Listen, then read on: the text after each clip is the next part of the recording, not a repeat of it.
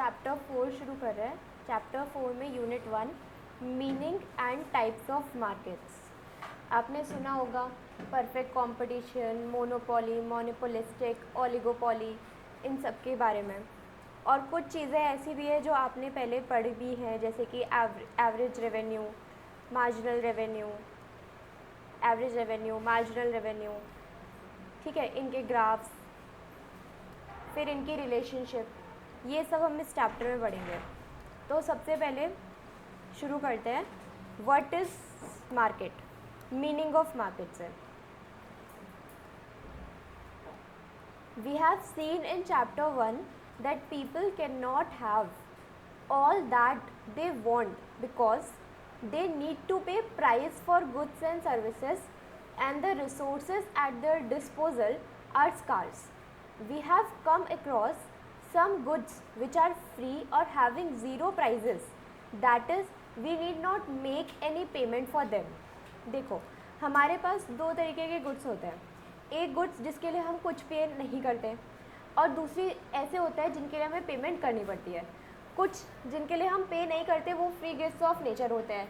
Air मिल रही है, sunlight मिल रही है, ये सब फ्री गिफ्ट्स ऑफ नेचर है, हम उन्हें यूज़ भी करते हैं, लेकिन उनके लिए कुछ पे नहीं करते। दूसरी तरफ हमारे पास वो गुड्स होते हैं जिनके बदले में हम मनी पे करके तब उन्हें बाय करते हैं, है ना। तो यहाँ पर वही लिखा है कि हमने देखा था कि आपको कोई भी गुड्स एंड सर्विसेज को ख़रीदने के लिए कुछ ना कुछ प्राइस पे करना पड़ता है, और क्योंकि आपके पास रिसोर्सेज कार्स होते हैं तो आप उतने ही limited goods and services purchase कर सकते हो। और फिर कुछ गुड्स ऐसे होते हैं जिनके ज़ीरो प्राइजेस हम पे करते हैं, कि कुछ भी पे नहीं करते, जैसे कि air and sunlight etcetera, these are called free goods. Free goods, being abundant in supply, do not have scarcity and need no cost to obtain them. ये abundant मतलब इनकी सप्लाई बहुत ज़्यादा है और इनकी कोई कॉस्ट भी नहीं लगती। In contrast, economic goods are scarce in relation to their demand and have opportunity cost. Unlike free goods, they are exchangeable in market and command a price. What do we understand by the term price and why do people pay a price? अब पहले goods क्या थे हमारे पास? Free goods. दूसरे goods हैं हमारे पास economic goods.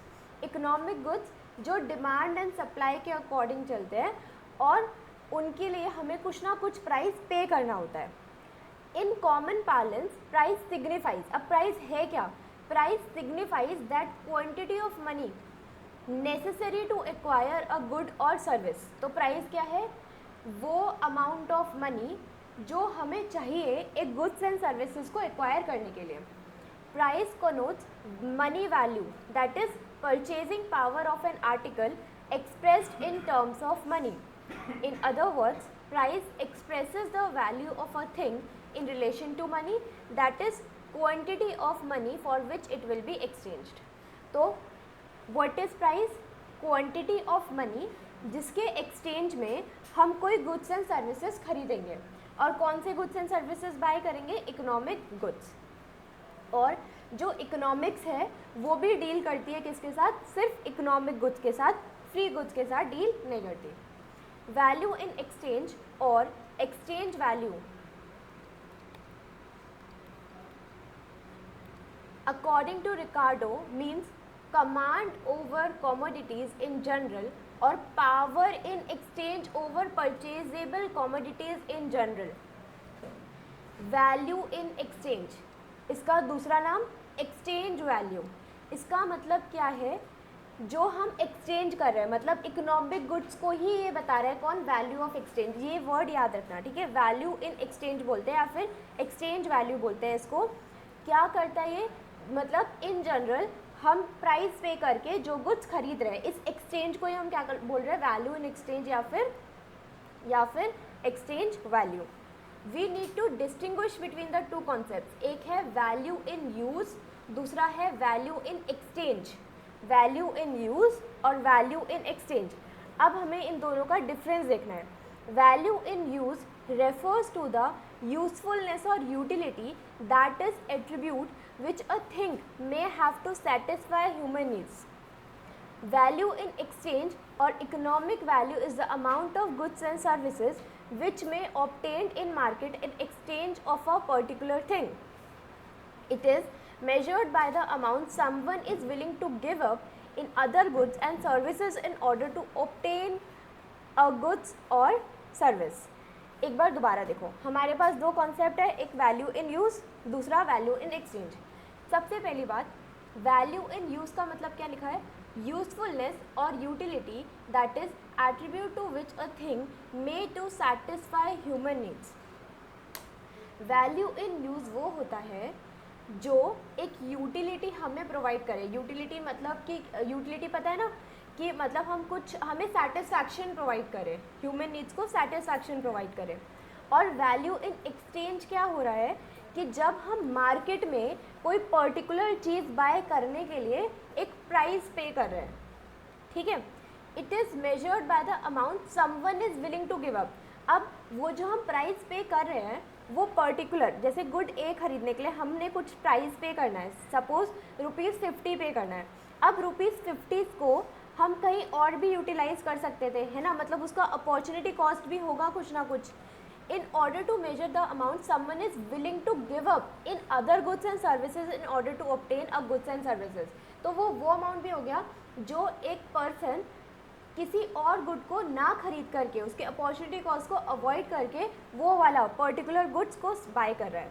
In a market economy, amount of currency, example dollar rupees is universally accepted measure of economic value because number of units of money that a person is willing to pay for something tells how much all other goods and services are willing to give up to get that item.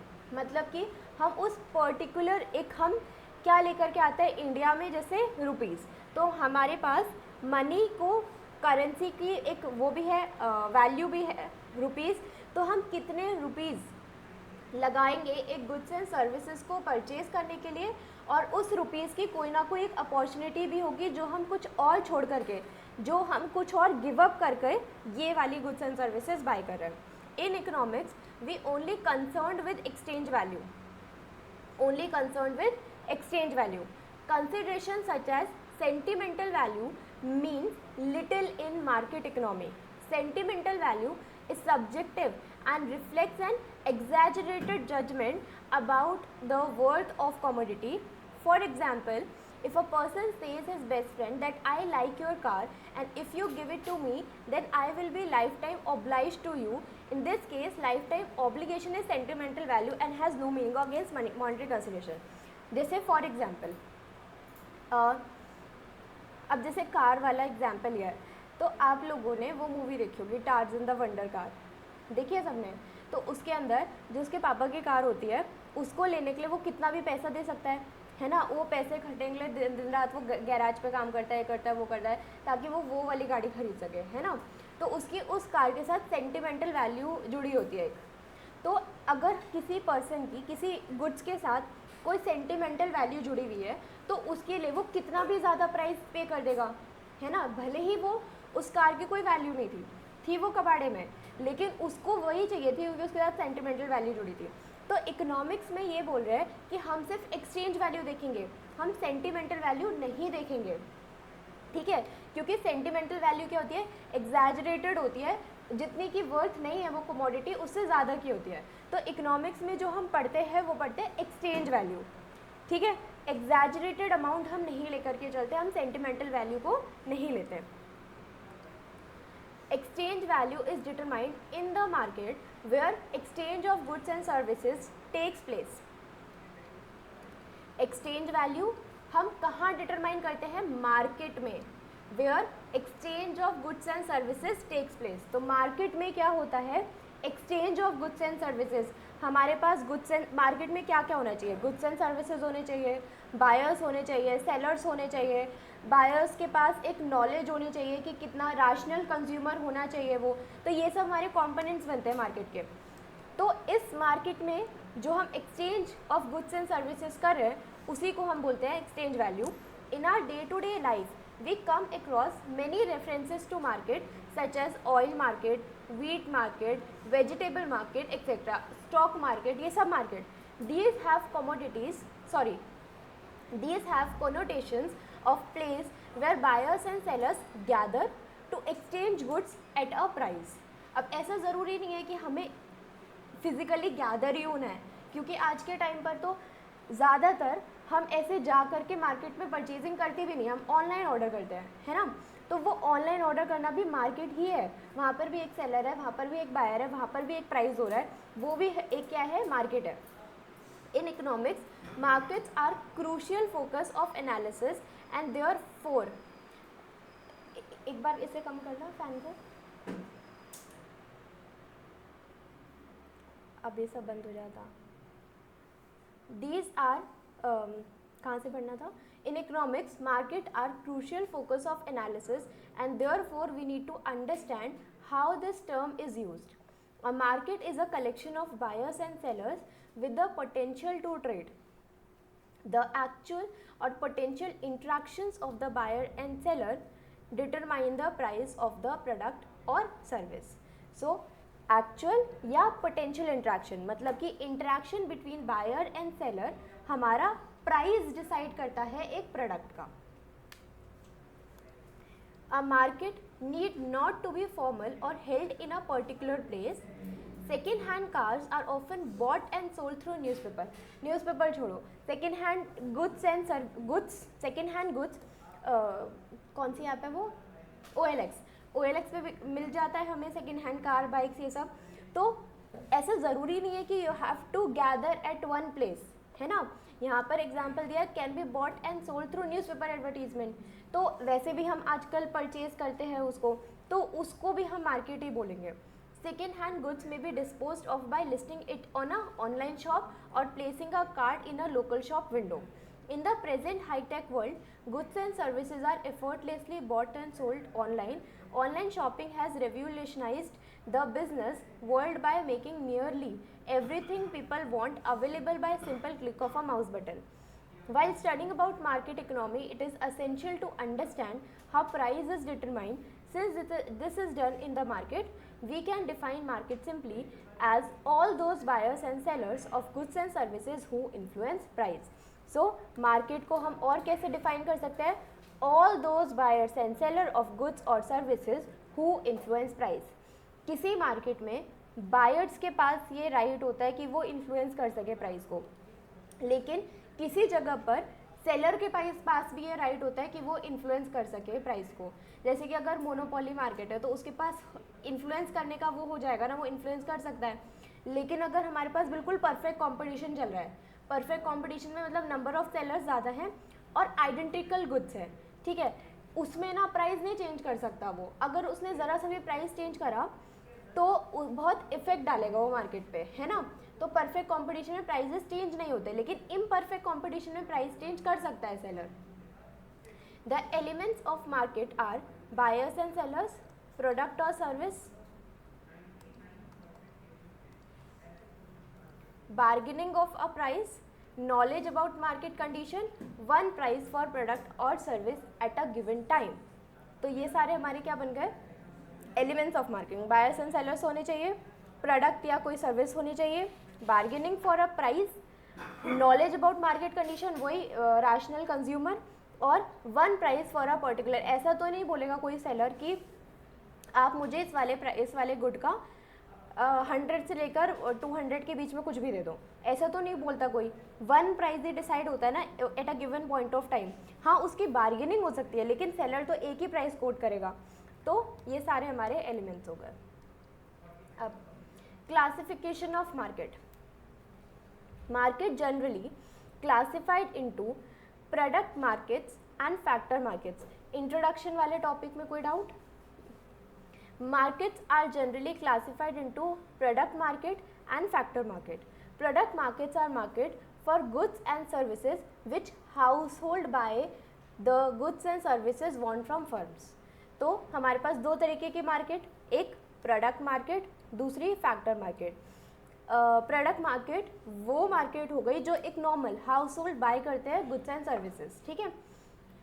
Factor market कौन सी हो गई? जहाँ पर firms buy करते हैं land, labour, capital, entrepreneurship to produce goods and services.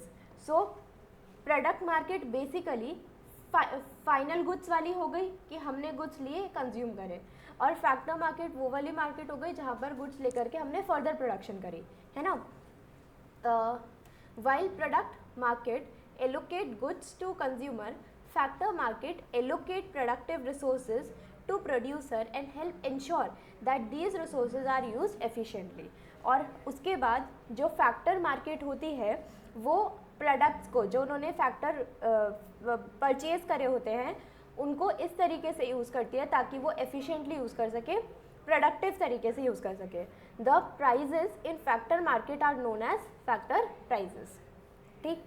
In economics generally classification of market is made on the basis of geographical area, time, nature of transaction, regulation, volume of business, type of competition. अब हमें markets को classify करना है इन सब के basis पे. तो first शुरू करते हैं क्या, on the basis of geographical area.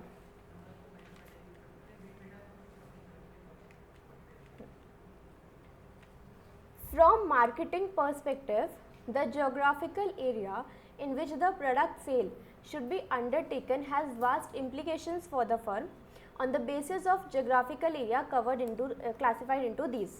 ठीक है. फर्स्ट हो गई हमारी लोकल मार्केट. लोकल मार्केट जो मतलब कि ना ज़्यादा एरिया कवर नहीं करती, बहुत ही कम एरिया में हमारे पास लोकली हमारे घर के पास मिलता है कोई ज़्यादा, और फिर उस चीज़ को उस सेलर ने एक्सपैंड नहीं कर रखा अपना बिजनेस. ठीक है. Local market, when buyers and sellers are limited to a local area or region, the market is called local market. Generally, highly perishable goods and bulky articles, the transport of which over a long distance is uneconomical, command a local market. In this case, the extent of market is limited to a particular locality. For example, locally supplied services such as hairdresser, retailer have narrow customer base.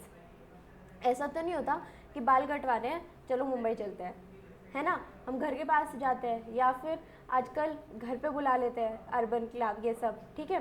तो ऐसी चीज़ों की market क्या होती है, limited होती है, सिर्फ बहुत ही लिमिटेड एरिया को कवर करता है वो, उसको हम बोलते हैं लोकल मार्केट्स. इसके एग्जाम्पल याद रख लेना, या तो हाईली पेरिशेबल गुड्स होंगे, बल्कि आर्टिकल्स होंगे, ऐसे आर्टिकल जिनका हम लॉन्ग डिस्टेंस ट्रैवल कर नहीं सकते. ठीक है. या फिर ऐसी लोकली सप्लाइड सर्विसेज होगी. ये दो एग्जाम्पल्स याद रखना. ठीक है. आगे regional market. Regional market local market से थोड़ी और वाइड हो गई. Regional market cover a wider area such as few adjacent cities, parts of state and cluster of state. मतलब कि हमारी स्टेट में तो वो गुड मिलता ही है, आसपास की स्टेट्स में मिलता है, उससे ज़्यादा दूर नहीं मिलता, तो वो होती है regional market. The size of market is generally large and nature of buyer may vary in their demand characteristics. For example, Mekhela Chador, a traditional Assamese sari, is primarily worn by women in Assam and adjoining areas. तो अगर ऐसी साड़ी है जो कि असम की women ही वोर करती है तो असम में मिलेगी और एडजॉइनिंग एरियाज़ में मिलेगी, तो उसकी सेल बस उतनी ही है. तो फिर इसको हम क्या बोलेंगे, रीजनल मार्केट. लोकल मार्केट से थोड़ा वाइड एरिया कवर कर रही है, अपने एरिया में तो है ही है और एडजॉइनिंग स्टेट्स में, बस इतना. आगे national market. When the demand for a commodity or service is limited to national boundaries of a country. ऐसा वैसे होता तो नहीं है आजकल, तो हम मतलब बीच में वो भी तो चला था क्या बोलते हैं, जैसे रीजनल मार्केट है, अब बोला गया कि ऐसे मिलता है, बीच में स्विगी पे चला था ना इंटर स्टेट डिलीवरी करके, है ना. तो मतलब थोड़ा सा आउटडेटेड टॉपिक हो गया कि हम ऐसा होता नहीं है, जनरली हम कहीं से कुछ भी ऑर्डर कर लेते हैं, है ना. नेशनल मार्केट भी, हमारी मार्केट भी ऐसा नहीं है कि नेशनली बस इंडिया में लिमिटेड है. हम अगर इंटरनेशनल कोई गुड्स किसी साइट से ऑर्डर करना चाहें तो ऑर्डर कर सकते हैं, है ना.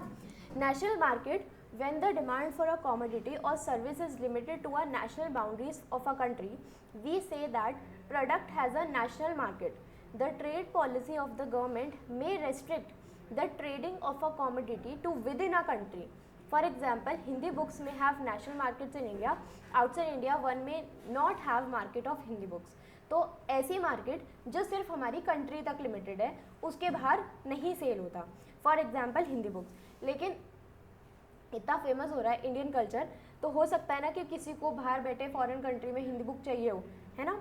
International market, a commodity is said to have international market when it is exchange internationally. Usually, high value and small bulk commodities are demanded and traded internationally.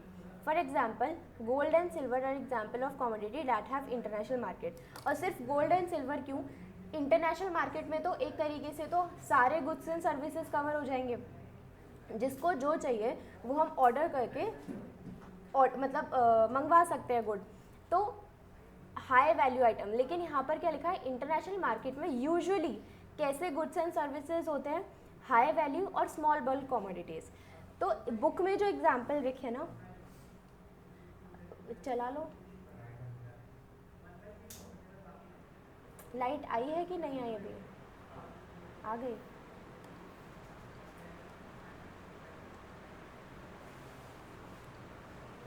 जैसे वो इन्वर्टर की आवाज़ आएगी ना, तो अगर कम कर देना, ठीक है विजय, इन्वर्टर की आवाज़ आएगी तो कम कर देना। तो जोग्राफिकल एरिया के बेसिस पे हम कैसे डिस्टिंग्विश करते हैं मार्केट को, local market, then regional market, national market, international market. इनके जो बुक में एग्जांपल दिया है वो एक बार बस ऐसे पढ़ के रख लो, इतना इंपॉर्टेंट टॉपिक नहीं है ये। इसके अंदर क्या हो गया, लोकल मार्केट में हाईली पेरिशेबल बल्की आइटम्स या फिर locally supplied services. Regional market में ये सारी वाला एग्जाम्पल हो गया। फिर नेशनल मार्केट में हिंदी बुक्स वाला हो गया, और इंटरनेशनल मार्केट में high value gold and silver वाला हो गया, ठीक। The above classification has become more or less, लिखी दिया इन्होंने, the above classification has become more or less outdated as we find in modern days even highly perishable goods have international market, है ना। जैसे कि मैंगोज, इंडिया से mangoes किसी foreign countries में जाते हैं, तो वो ख़राब होने वाला आइटम है, लेकिन फिर भी सेल होता है ना internationally on the basis of time. Alfred Marshall conceive the time element in market, and on the basis of this market are classified into these four: very short period market, short period market, long period market, very long period market. Very short period market period or very short period refers to a period of time in which supply is fixed and cannot be increased or decreased. Very short period मतलब हमारे पास बहुत ही कम time है, तो supply को हम increase decrease जल्दी से नहीं कर सकते। Commodities like vegetables, flour, fish, eggs, fruits, milk, etc., which are perishable and the supply of which cannot be changed in a very short period, come under this category. Since supply is fixed, very short period price is dependent on demand, and increase in demand will raise the prices vice versa. अब very short period market में क्या है, highly perishable goods, है ना, जिनका हम demand change हो सकता है, जिनका हम सप्लाई चेंज नहीं कर सकते, है ना। अगर हम शॉर्ट पीरियड में सप्लाई नहीं चेंज कर सकते, तो इनका प्राइजेस इन्फ्लुएंस कौन करेगा, डिमांड इन्फ्लुएंस करेगा। अगर इनकी डिमांड ज़्यादा होगी तो इनका प्राइस ज़्यादा हो जाएगा, है ना।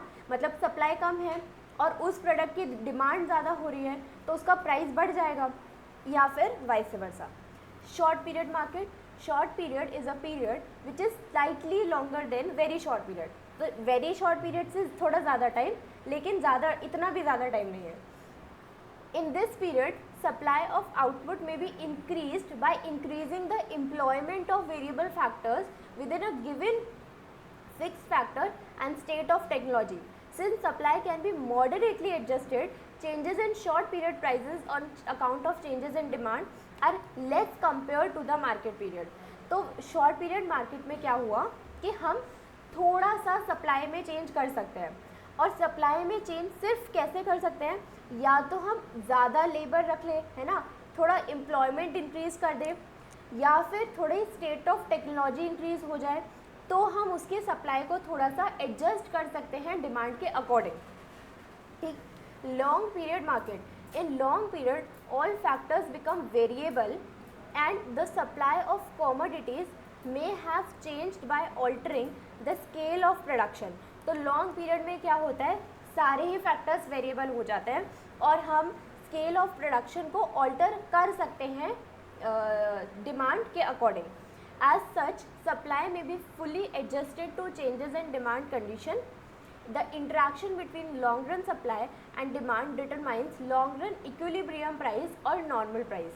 तो long run में क्या होता है, सारे factors variable हो जाते हैं तो हम supply को demand के according fully तरीके से क्या कर सकते हैं, alter कर सकते हैं, change कर सकते हैं और इनका जो इंट्रैक्शन होता है मतलब डिमांड एंड सप्लाई कर जहाँ पे जाके मीट करते हैं वो हमारा क्या कहलाता है, लॉन्ग रन इक्विलिब्रियम प्राइस या फिर नॉर्मल प्राइस.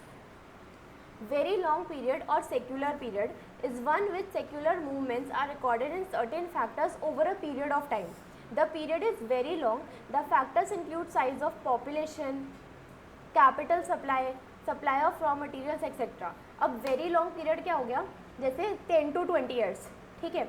अब 10 to 20 years में population पे फ़र्क पड़ेगा और बाकी जितने भी हमारे factor of production है सब पे फ़र्क पड़ेगा.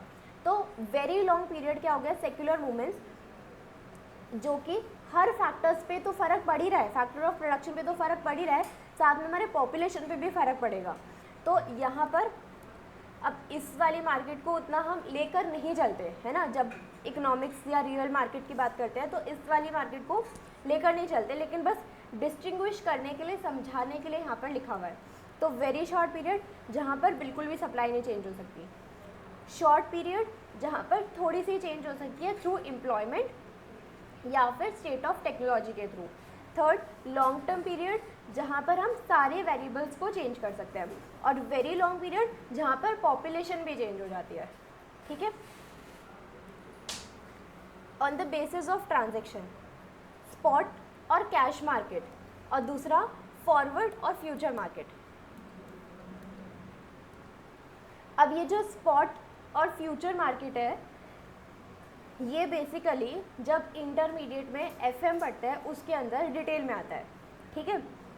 यहाँ पर बस आपको बस ये एक छोटा सा लाइन लिखा हुआ है तो उसके अंदर देखो क्या है, स्पॉट मार्केट क्या हो गया, आज के प्राइजेस. ठीक है. और फॉरवर्ड या फ्यूचर मार्केट क्या हो गया, फ्यूचर के प्राइजेस. बेसिकली हम क्या कर रहे होते हैं, पहले हम स्पॉट मार्केट रीड करते हैं फिर उसको फ्यूचर मार्केट. स्पॉट और cash market, spot transactions or spot market refer to those markets where goods are exchanged for money payable either immediately or within a short period of span of time.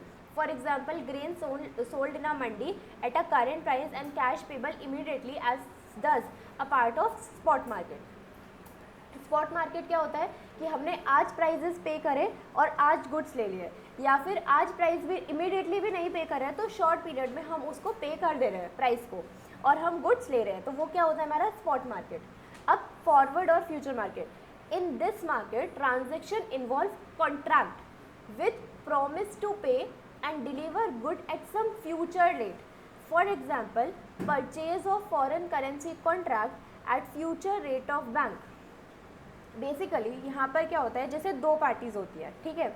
हम shares की बात करते हैं, दो parties है ए और B.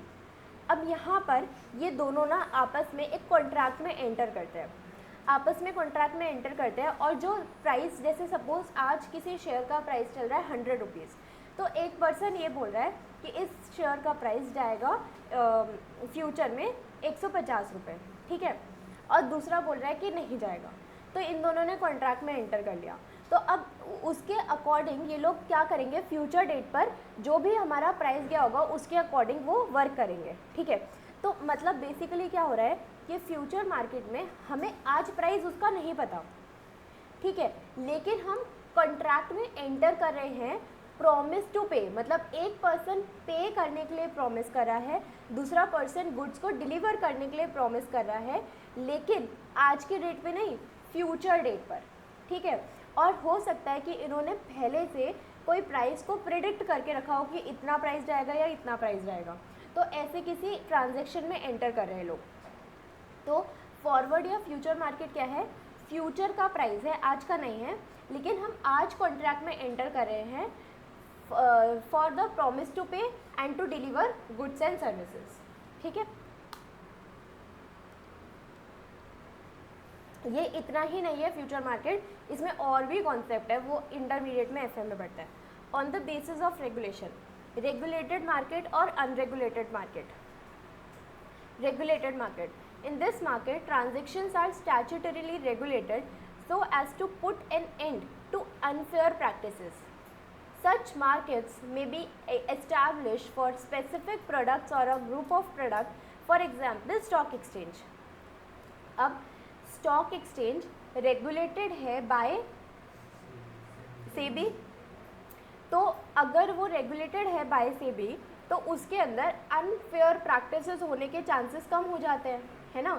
जैसे जो चार्टर्ड अकाउंटेंट्स होते हैं उनके ऊपर एक बॉडी है हमारे पास आईसीआई, तो फिर जो सीएस होंगे वो अनफेयर प्रैक्टिसेस नहीं करेंगे, क्योंकि उन्हें पता है कि अगर मैंने किया तो फिर मेरे ऊपर पेनल्टी लग सकती है, मेरा लाइसेंस कैंसिल हो सकता है, कुछ भी हो सकता है। ठीक है, तो अगर किसी के ऊपर रेगुलेटेड मार्केट होती है तो वो अनफेयर प्रैक्टिसेस को ख़त्म करती है।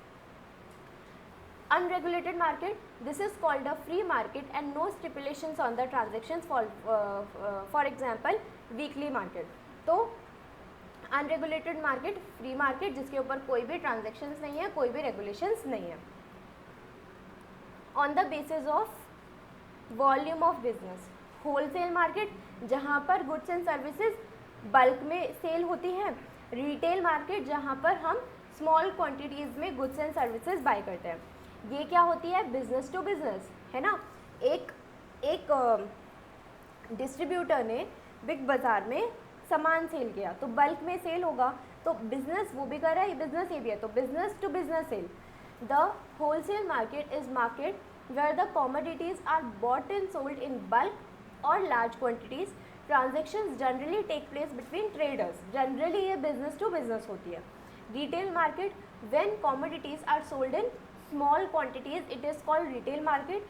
This is the market for ultimate consumer, business to consumer. जो हम जैसे हम सब अगर जाते मॉल जाते हैं तो एक यूनिट 2 यूनिट मतलब कि इतना बल्क में खरीद कर नहीं लाते, तो हम क्या कर रहे हैं, हमारे लिए वो क्या है, रिटेल मार्केट, और जहाँ पर बल्क में सोल्ड हो रहा है तो वो है होलसेल मार्केट।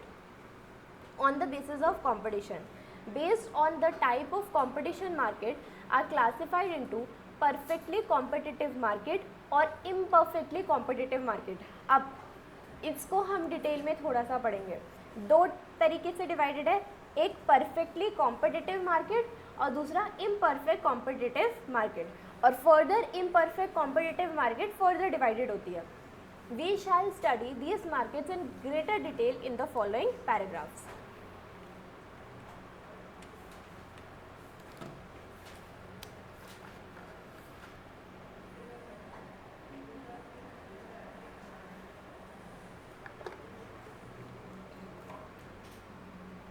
कंप्लीट हो जाना चाहिए ये वाला यूनिट आज ही।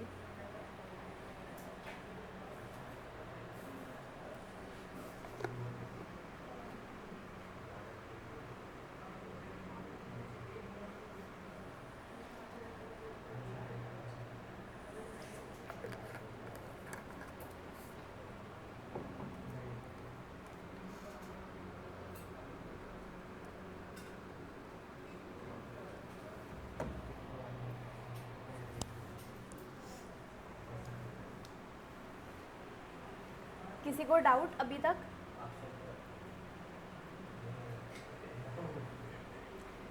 जिसको डाउट है वो खुद बोलेगा। पढ़े आगे। Types of market structure. For a consumer, a market consist of those firms from which he can buy a well defined product. For a producer, a market consist of those buyers to whom he can sell a single well-defined product. If a firm knows precisely the demand curve it faces, it would know its potential revenue. अब firm को पता होना चाहिए ना वो किस तरीके के मार्केट स्ट्रक्चर में फॉल करता है, उसको डिसीजंस लेने में हेल्प होगा, है ना। और firm knows precisely the demand curve it faces, उसको पता होना चाहिए कि वो कैसा डिमांड कर्व उसका चलता है। जिसकी वजह से वो ये बता पाएगा कि कितना उसका रेवेन्यू हो सकता है. If it also knows its cost, it can readily discover the profit that would be associated with different level of output and therefore can choose the output level that maximizes profit. तो अगर firm को उसके demand के बारे में और उसके costing के बारे में पता होगा तो वो अपने रेवेन्यू को और अपने प्रॉफिट को डिस्कवर कर सकता है. वो पता लगा पा सकता है कि कितने यूनिट्स पे वो कितना प्रॉफिट अर्न करेगा और फिर उसको कितने लेवल पर वर्क करना है to maximise its profit. But suppose that the firm knows its own product cost and the market demand curve for the product but does not knows its own demand curve. But ऐसी situation ले रहे हैं कि suppose firm को खुद के cost के बारे में तो पता है, नॉलेज है, और मार्केट के डिमांड कर्व के बारे में पता है, लेकिन खुद के डिमांड कर्व के बारे में नहीं पता. इन other words, it does not know its own total sales. In order to find this, firms need to answer the following questions. How many competitors are there in a market selling similar products? If one firm changes its price, will its market share change? If it reduces its price, will other firms follow it or not? There are many other related questions that need to be answered. तो अगर firm को खुद के demand curve के बारे में नहीं पता तो उसे नहीं पता कि वो कितनी सेल्स करेगा, तो उसको इन सब क्वेश्चंस के आंसर को ढूंढना पड़ेगा पहले कि उसके कितने कॉम्पिटिटर्स हैं मार्केट में. अगर प्राइस को चेंज किया जाता है तो वो कितने मार्केट शेयर को एक्वायर या फिर उसे हो सकता है छोड़ना पड़े. तो इन सब क्वेश्चंस को कि if it reduces the price how will the firm follow it, तो ये सब के क्वेश्चन के आंसर उसे देने चाहिए. मतलब अगर उसे पता है कि मेरा कॉम्पिटिटर सिर्फ एक और है ना, तो अगर वो प्राइजेस बढ़ा देगा तो उसके पास से सारे जितने भी कस्टमर्स हैं वो दूसरे उसके पास चले जाएंगे. अगर वो अपने प्राइजेस को कम कर देगा दूसरे वाले से तो सारे कस्टमर्स उसके पास आ जाएंगे. तो इस तरीके से वो अपनी सेल्स को, डिमांड को पता लगा पाएगा कि कितनी हो सकती है.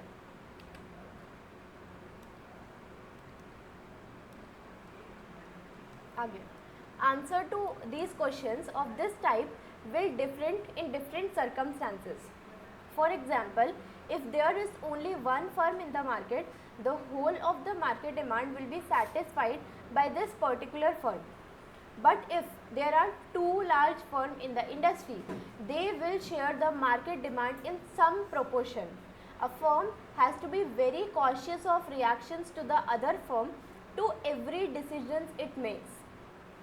जैसे कि क्लोज सब्स्टिट्यूट्स है ना, पेप्सी और कोको कोला, तो उनके प्राइजेस भी सेम ही होंगे. अगर कोई भी अपने प्राइजेस को चेंज करेगा तो डिमांड, मार्केट शेयर उसके अकॉर्डिंग चेंज हो जाएगा. अ फर्म, तो इसलिए firm need to be very cautious of the reaction of other firm to every decision its make.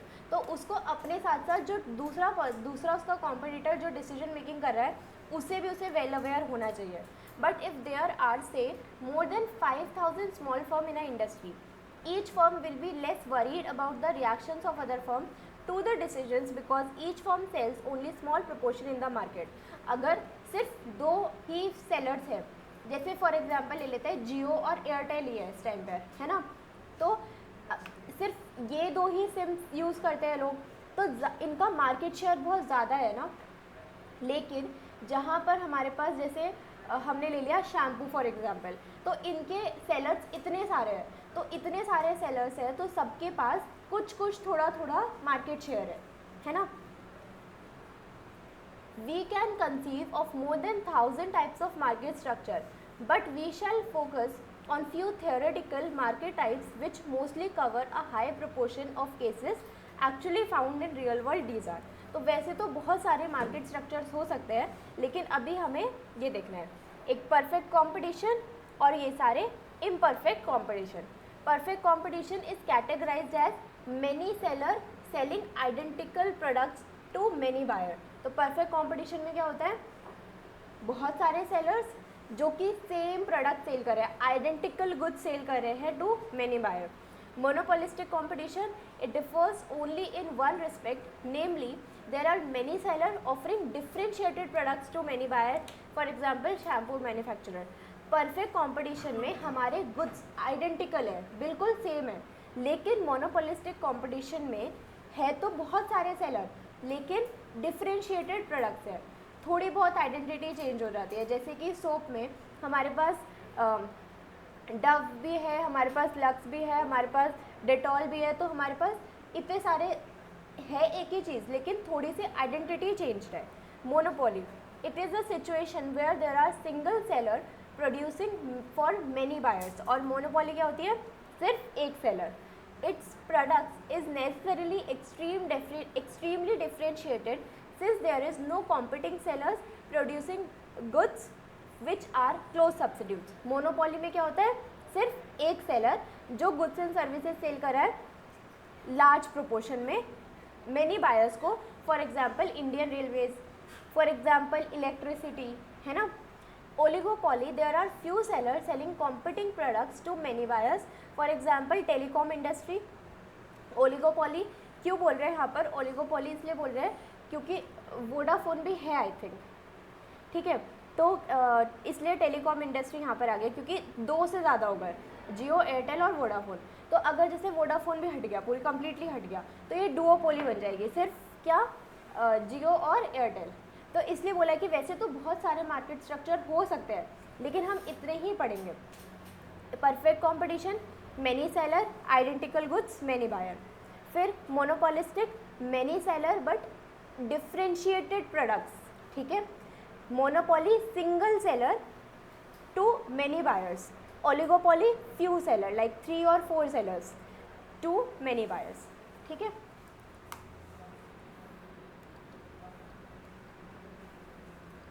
ये एक चार्ट आपके लिए इम्पोर्टेंट बन गया एमसीक्यू के लिए।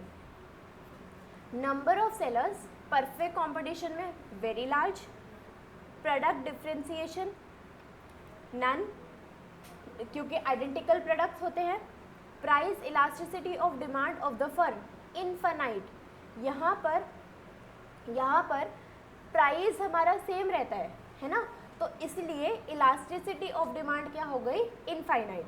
Degree of control over price, कुछ भी हम प्राइस पे कंट्रोल नहीं कर सकते क्योंकि सेलर्स बहुत ज़्यादा है और सारे के सारे सेलर्स आइडेंटिकल गुड्स सेल कर रहे हैं, इसलिए जो सप्लायर का डिग्री ऑफ कंट्रोल है ओवर प्राइस वो नहीं हो सकता।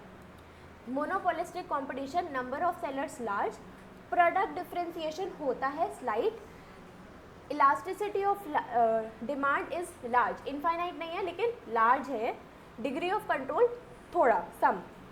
Oligopoly, small numbers, product differentiation none to substantial, elasticity small, degree of control some. Number of seller in monopoly 1, product differentiation extreme क्योंकि और कोई है ही नहीं जो उसको सेल कर रहा है, price elasticity of demand small और degree of control very considerable क्योंकि हम चेंज कर सकते हैं, जो सप्लायर है वो प्राइस को इन्फ्लुएंस कर सकता है मोनोपोली के में। Before discussing each market firm in greater detail it is worth while to know the concept of total, average, marginal revenue and their behavioral principles which apply to all market conditions.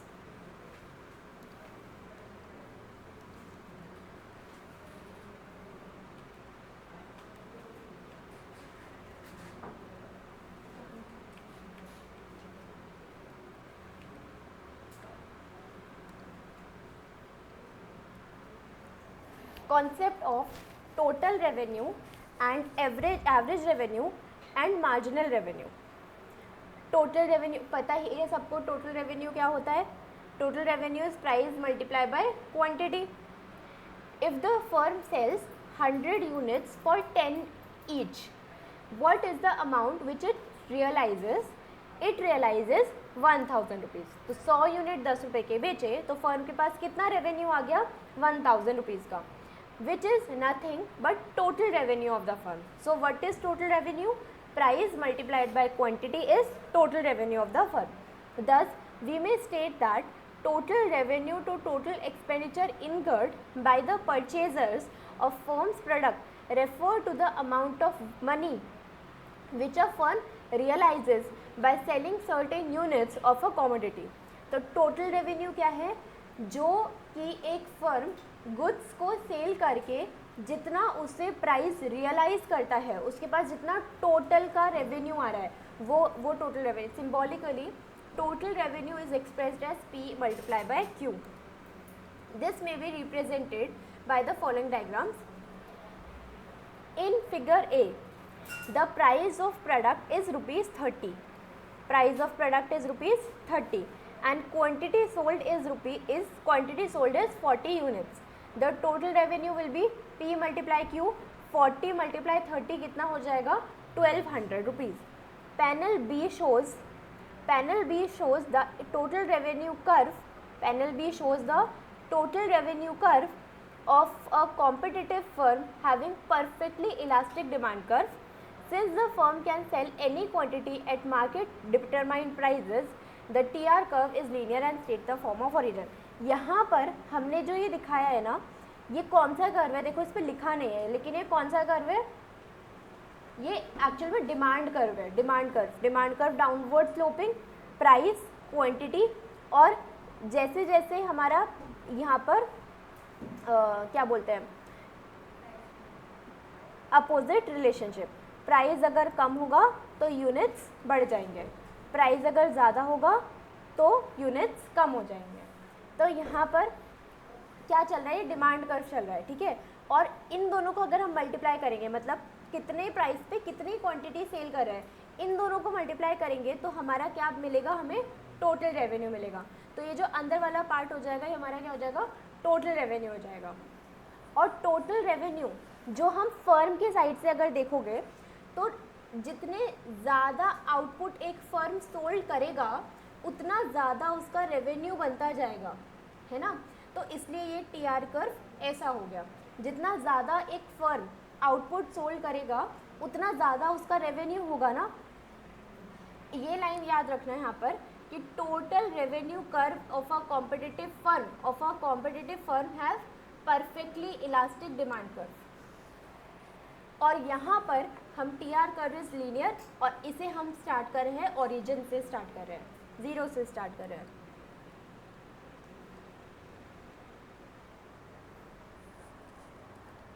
ठीक है, next पढ़े average revenue. सो तो नहीं रहना, सुन रहे हो ना.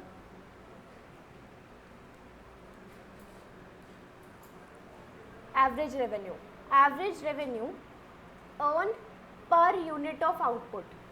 It is nothing but price 1 unit of output because price is always per unit of a commodity. तो average revenue क्या हो गया, total revenue divided by quantity, है ना.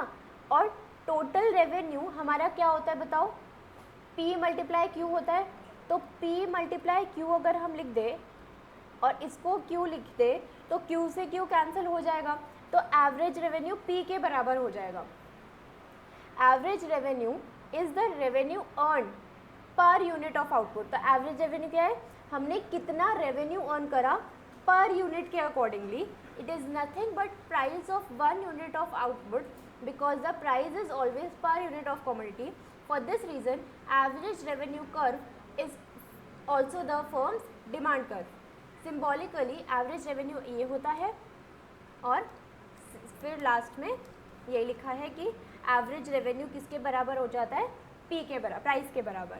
If for example the firm realises total revenue ₹1000 by sale of 100 units, it implies that average revenue कितना हो गया, total revenue divided by number of units.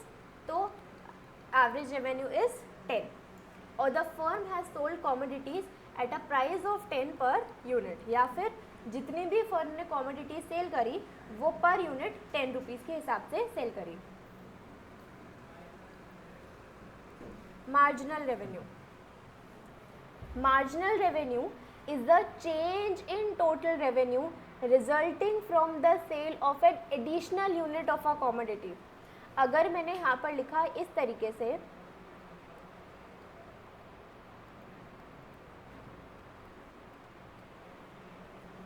तो क्या आप इसको माइनस करके आप मार्जिनल रेवेन्यू निकाल सकते हो, डिवाइड भी करना पड़ेगा क्योंकि इसमें हम डायरेक्ट माइनस नहीं कर सकते. आप यहाँ पे ये वाला फॉर्मूला नहीं लगा सकते, क्योंकि एक एडिशनल यूनिट की बात हुई है, यहाँ पर 3 4 मिसिंग है ना, तो यहाँ पर 30 को 3 से डिवाइड करना पड़ेगा।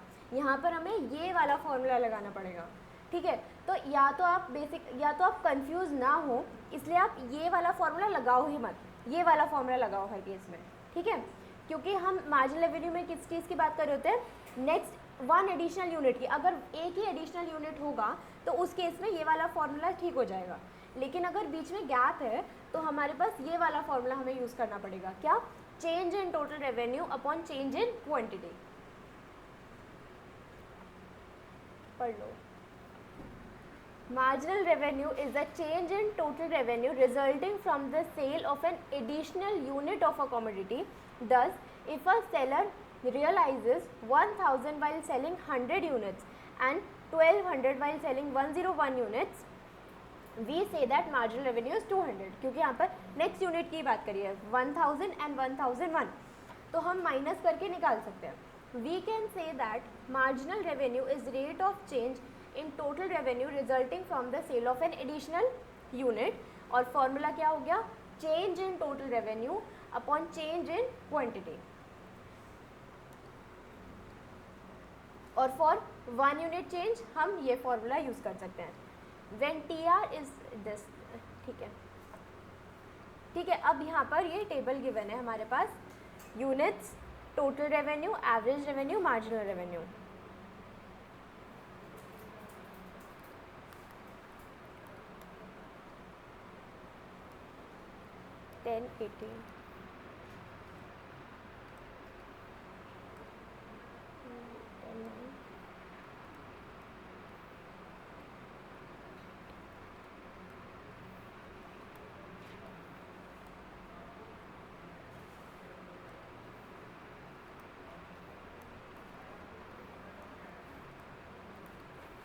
ठीक है, अब इसे बढ़ते हैं। Note that total revenue is maximum when 5 units of excess sold. तो टोटल रेवेन्यू 5 यूनिट्स पे हमारा मैक्सिमम 30 पहुंच गया, फिर नेक्स्ट 30 और उसके बाद से वो डिक्लाइन करना शुरू हुआ है। It stays constant for 1 more unit and begins to fall. तो 5th यूनिट पर हमारा टोटल रेवेन्यू हमने देखा हाईएस्ट है, एक और यूनिट के लिए कांस्टेंट रहा और फिर वो डिक्लाइन करना शुरू हुआ। Average revenue keeps on falling showing inverse relationship between price and quantity demanded. लेकिन एवरेज रेवेन्यू हमारा सीधा सीधा हर फॉल ही करता जा रहा है। तो हमारे क्या इसमें ये तो यूनिट्स है ना, हाँ, तो हमारे किसमें प्राइस एंड क्वांटिटी डिमांडेड में इनवर्स रिलेशनशिप को शो करता है। मतलब वही सेम जैसा डिमांड कर्व होता है ना, वैसे ही एवरेज रेवेन्यू भी होता है। सेम रिलेशनशिप, क्या बोलते हैं, inverse relationship between price and quantity demanded, वही सेम एवरेज रेवेन्यू में भी। ठीक है, तो ये हमारा कॉन्स्टेंटली क्या कर रहा है, फॉल कर रहा है। इट रिप्रेजेंट्स डिमांड फंक्शन, ये याद रखना, average revenue represents demand function. ठीक है, इन दोनों का रिलेशनशिप प्राइस एंड क्वांटिटी का सेम होता है, इनवर्स रिलेशनशिप होता है of x to the firm. Marginal revenue keeps on falling, marginal revenue keeps on falling after becoming zero it becomes negative. और मार्जिनल रेवेन्यू में क्या होता है कि वो एवरेज रेवेन्यू से भी ज़्यादा तेज़ी से फॉल करता है ना। एवरेज रेवेन्यू हमारा फॉल तो करता है लेकिन पॉजिटिव रहता है, लेकिन मार्जिनल रेवेन्यू हमारा फॉल करके ज़ीरो पहुंचता है। और ज़ीरो कब पहुंचता है, जब टीआर मैक्सिमम होता है और फिर उसके बाद मार्जिनल रेवेन्यू नेगेटिव हो जाता है। Marginal revenue keeps on falling and after becoming zero it becomes negative. Also note that TR at any particular level of output is the sum of marginal revenue. Obviously TR at any particular level of output, किसी भी particular level of output पे अगर आप TR देखोगे, जैसे यहाँ पर 24, तो वो marginal revenue का ही तो सम होगा ना उस total output तक। मतलब जैसे MRV तो हमारा इसी तरीके से निकला, माइनस कर करके हमने ये निकाला। तो अगर ये माइनस करके हो रहा है तो इनका सम टोटल भी तो टीआर के इक्वल होगा। Till that the level of output which can be expressed as TR is equal to summation of MR. ठीक. The question which arises is, अब ये इंपॉर्टेंट पैराग्राफ हो गया, ये सब तो आपने पढ़ा हुआ था पहले भी. The question which arises is why is the marginal revenue due to the third unit rupees 6 is not equal to the price rupees 8 at which the third unit is sold.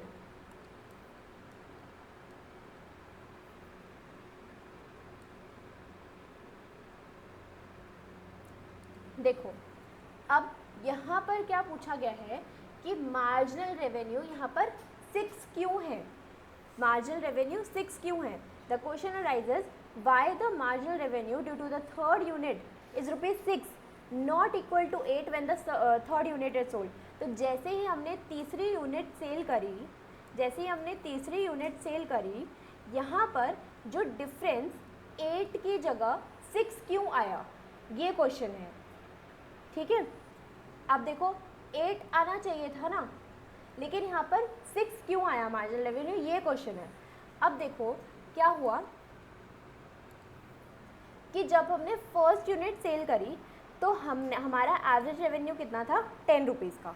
ठीक है, एवरेज रेवेन्यू कैसे निकलता है, total revenue divided by number of units. तो मतलब कि average revenue कौन सा रेवेन्यू होता है, जो कि हमारे प्राइस के इक्वल होता है ना. तो यहाँ पर जब हमने फर्स्ट यूनिट सेल करी तो हमारा एवरेज रेवेन्यू कितना आया, ₹10. जैसे ही हमने सेकेंड यूनिट सेल करी तो हमारे पास रेवेन्यू आया ₹9 का. अब यहाँ पर लेकिन 2 यूनिट सेल करी गई है ना, 2 यूनिट सेल करी है. तो अब सपोज अब इस तरीके से सोचो कि 2 यूनिट्स हमने 9 की ही सेल करी है ना. यहाँ पर तो जो हम ₹10 का एक यूनिट बेच रहे थे उसमें -1 हो गया और एडिशनली हमने ₹9 अर्न करा, तो इन दोनों का डिफरेंस 8 हो गया ना, क्योंकि आपने पहले जब फर्स्ट यूनिट सेल करी, या इसको ऐसे लिखते हैं दोबारा से, जैसे ही आपने फर्स्ट यूनिट सेल करी तो उस पर एवरेज रेवेन्यू, मतलब आप एक यूनिट बेच करके एक यूनिट पे आप ₹10 का उसको सेल कर रहे हो, सिर्फ एक यूनिट. लेकिन आप जब सेकेंड यूनिट सेल कर रहे हो तो आपको पता है कि अगर आपको ज़्यादा यूनिट सेल करनी पड़ती है तो आपको प्राइस को पर यूनिट कम करना पड़ता है. तो आपने जैसे सेकेंड यूनिट सेल करी ना, तो आपने एक यूनिट ₹9 की बेची, लेकिन आपने 2 यूनिट्स बेची. ठीक है, तो 2 यूनिट्स दोनों ₹9 की सेल करी, तो एक यूनिट में यहाँ पर -1 हुआ जब हम एक यूनिट को हम ₹10 में सेल करके ₹9 पे ले आए, और एडिशनली हमने दूसरी यूनिट ₹9 में सेल करी. तो इन दोनों का जो डिफरेंस है वो कितना आएगा, 8 आएगा ना, 9 - 1 8. ठीक है, अब जैसे ही तीसरी यूनिट सेल करी, तीसरी यूनिट पे कितना लिखा है, तीसरी यूनिट पे 8. अब जैसे ही तीसरी यूनिट सेल करी तो आया हमारे पास एक यूनिट हम ₹8 पे सेल कर रहे हैं. इसका मतलब कि हमने 3 यूनिट बेची और तीनों 8 रुपये पे बेची. ठीक है, तो अब जब 3 यूनिट्स 8 पे बेची, उससे पहले हमने 2 यूनिट्स ₹9 पे बेची थी, तो क्या इन दोनों पे -2 हो गया है ना, और यहाँ पर एडिशनली थर्ड यूनिट ₹8 पे बेची, तो इन दोनों का डिफरेंस क्या आ गया, 6. इस तरीके से ये चल रहा है पूरा, समझ में आया. ठीक है, देखो यहाँ पर वही लिखा है, the answer is that when the price is reduced for selling an additional unit, the 2 units could be sold at ₹9 before. हमने यहाँ पर जो क्वेश्चन पूछा था वो थर्ड यूनिट के लिए पूछा था कि ये 6 क्यों है. ठीक है, ये हमारा क्वेश्चन था कि जब हम तीसरी यूनिट सेल कर रहे हैं तो हमारा मार्जिनल जो रेवेन्यू निकल के आया वो 6 क्यों निकल के आया, ये क्वेश्चन था हमारा. ठीक, तो अब क्वेश्चन क्या, अब उसका आंसर क्या है, the answer is that when the price is reduced for selling N additional unit. तो जब हमें एक और यूनिट, क्योंकि हम 2 यूनिट तो पहले भी बेच रहे थे, जब हमें एक और यूनिट सेल करनी है, अब हमें 3 यूनिट्स को सेल करना है,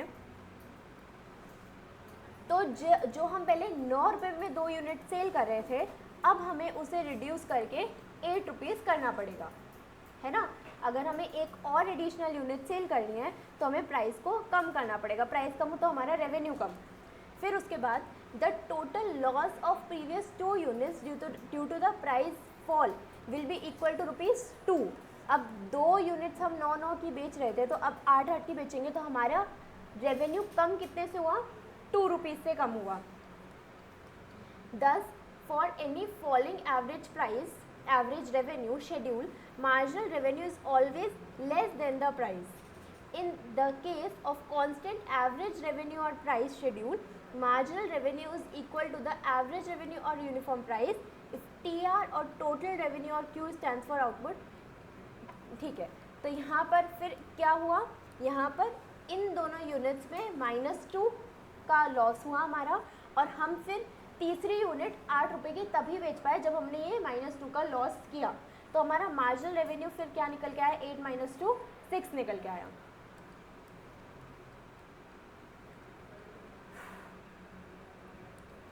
When the demand curve of a firm is normal downward sloping 1, normal demand curve downward sloping, there is well defined relationship between average revenue, marginal revenue and total revenue. This can be shown in the following figure presenting total revenue, average revenue and marginal revenue curves. The average revenue curve is panel B sloping downwards. अब हम इस वाले diagram की बात कर रहे हैं यहाँ पर।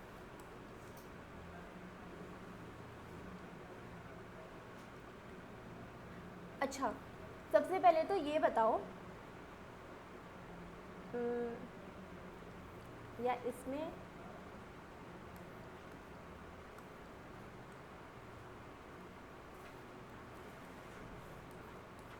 कहाँ गया, हाँ, सबसे पहले तो ये बताओ कि ये जो चार्ट चल रहा है ये किस वाले मार्केट का चार्ट हो सकता है, परफेक्ट या इम्परफेक्ट? परफेक्ट में तो प्राइजेस चेंज ही नहीं करेंगे, ये इम्परफेक्ट हो गया, ठीक है ना, क्योंकि उसमें सिर्फ चेंज करते हैं। और अभी पढ़ा था ना हमने यहाँ पर, जहाँ पे हमने टेबल पढ़ी थी, यहाँ पर इलास्टिसिटी ऑफ डिमांड इनफाइनाइट रहता है, यहाँ पर प्राइजेस चेंज नहीं होते हैं क्योंकि हम आइडेंटिकल गुड्स सेल कर रहे होते हैं। तो इम्परफेक्ट में हो सकता है। अब इम्परफेक्ट में कौन सा वाला, ये ऐसा कुछ नहीं है, लेकिन ये इम्परफेक्ट है। अब यहाँ पर हमें जो कर्व्स को समझना है, total revenue curve, average revenue और मार्जिनल रेवेन्यू, हमें इन तीनों के बीच में रिलेशनशिप पढ़ना है और इनके कर्व्स को समझना है।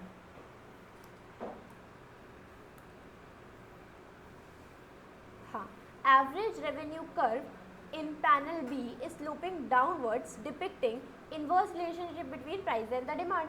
हमारा एवरेज रेवेन्यू कर्व हम देख रहे हैं ना कि हमारा डाउनवर्ड स्लोपिंग है, जस्ट लाइक डिमांड कर्व। क्या हुआ, जस्ट लाइक डिमांड कर्व, क्योंकि वो क्या शो करता है, inverse relationship between price and quantity. अब आगे, marginal revenue curve lies below AR curve showing marginal revenue declines more rapidly than average revenue. हमारा मार्जिनल रेवेन्यू हमेशा नीचे रहेगा किससे, एवरेज रेवेन्यू से। डिक्लाइन तो दोनों करेंगे, लेकिन मार्जिनल रेवेन्यू ज़्यादा तेज़ी से डिक्लाइन होता है as compare to average revenue. Total revenue increases as long as marginal revenue is positive. Total revenue increasing है as long as marginal revenue is positive.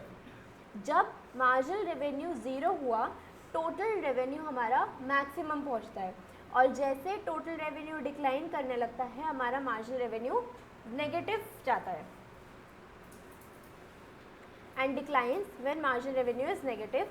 Total revenue curve initially increases at diminishing rate, और total revenue curve increases at diminishing rate due to diminishing marginal revenue and reaches maximum and then it falls. So पहले rise, then maximum, then it falls.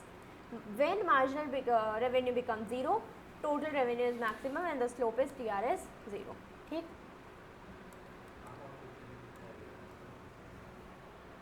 Chapter तो अभी थोड़ा बचा है, कितना, 1 घंटा हो गया।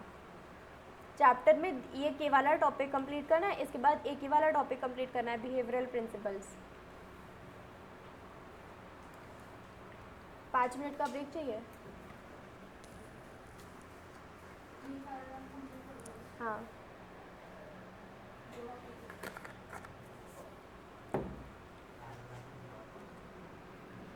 It may be noted that all forms of imperfect competition. अब imperfect competition में average revenue curve of an individual firm slopes downwards in these forms of market. When a firm increases the price of its product, quantity demanded decreases. और imperfect competition में हमें देखने को मिलता है कि जब हमारा वो जो क्या बोलते हैं एवरेज रेवेन्यू कर्व है वो डाउनवर्ड जाता है, जैसे कि डिमांड कर्व. किस में देखने को मिलता है? इम्परफेक्ट कॉम्पिटिशन में. Under perfect competition, however, since the firms are price takers, the average revenue curve और demand curve is perfectly elastic. तो इसलिए परफेक्टली कॉम्पिटिशन में कैसा है? स्ट्रेट लाइन है यहाँ पर. तो ऊपर वाला कर्व ये किसका था? इम्परफेक्ट कॉम्पिटिशन का था. ये वाला कर्व किसका है? परफेक्ट कॉम्पिटिशन का है. ऐसा क्यों है? इम्परफेक्ट कॉम्पिटिशन में क्योंकि हमारा प्राइस चेंज होता है, क्योंकि यहाँ पर अलग अलग तरीके से सेलर्स होते हैं. लेकिन इस वाले कंडीशन में, परफेक्ट कॉम्पिटिशन में, सेलर्स उस कंडीशन में नहीं होते कि वो प्राइसेस को इन्फ्लुएंस कर सके. तो हमारा प्राइस कॉन्स्टेंटली सेम चलता है, तो हमारा AR और MR कर्व इक्वल होते हैं और सेम रहते हैं.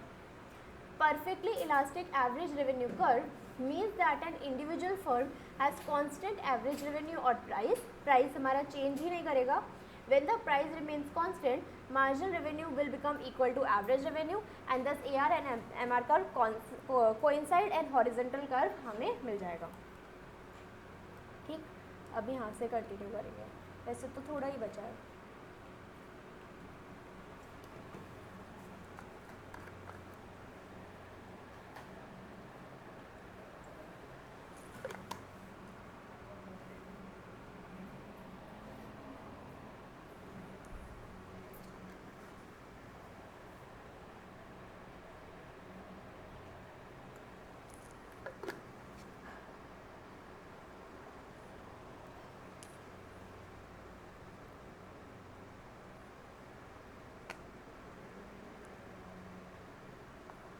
एक बार यहाँ तक भी देख लो, अगर कोई डाउट है तो पूछ लो.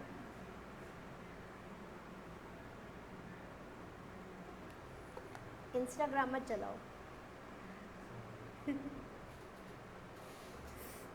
रजिस्ट्रेशन करवा लो आप लोग, बुक ले लो. बुक नहीं लेते हो तो PDF फ़ोन पे मत देखा करो, या तो लैपटॉप पे देखा करो. अगर टैबलेट या फ़ोन, मतलब थोड़ी सी बड़ी स्क्रीन पे देख लिया करो.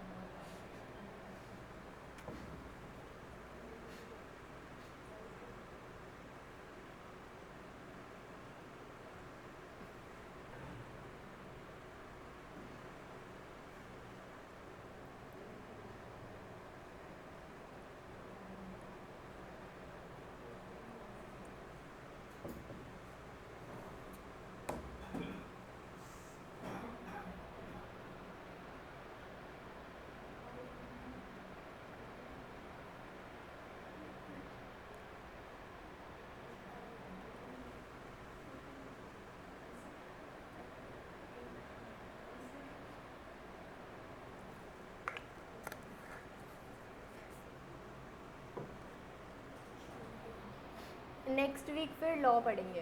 यदि यूनिट कंप्लीट हो जाएगा तो नेक्स्ट वीक लॉ पढ़ेंगे. कल आई थिंक ईशान सर की है, पता नहीं, एक बार मैम ग्रुप पे मैसेज डालेंगी तब पता लग जाएगा. लास्ट कैंसिल हो गई थी ना आपकी, तो आई थिंक ईशान सर की.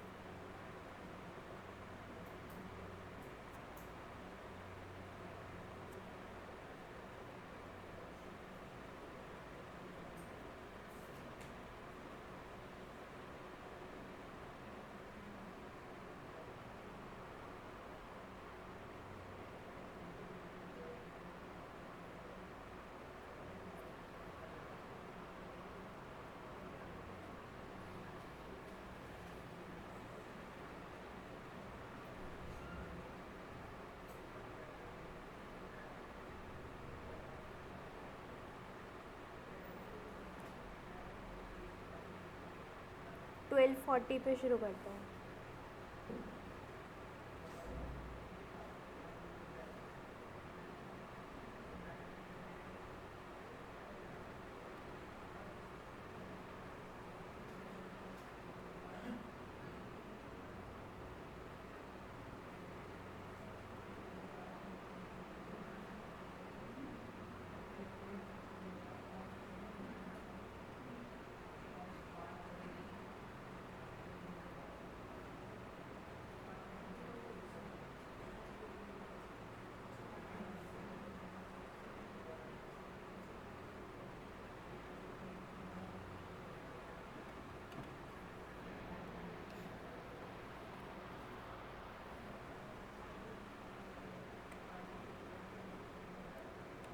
आपका सब क्लासेस में 1 घंटे बाद ब्रेक होता है कि मेरी क्लास में होता है?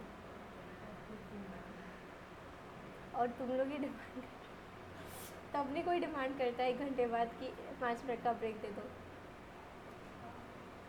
ये लोग डिमांड ही करते हैं कि 1 घंटे के बाद 5 मिनट का। अब मयंक सर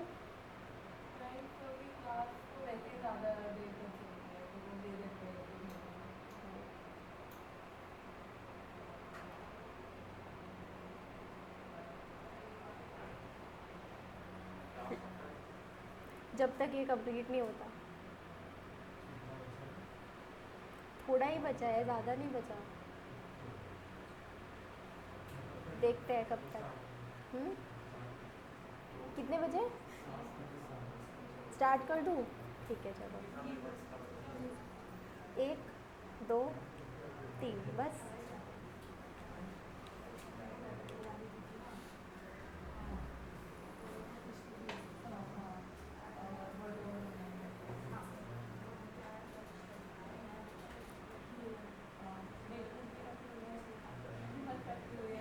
चलो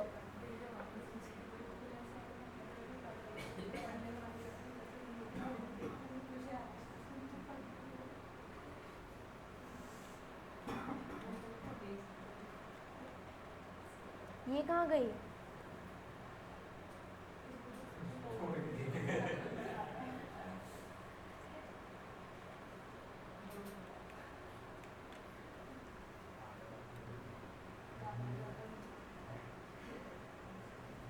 चलो अब स्टार्ट कर रहे हैं।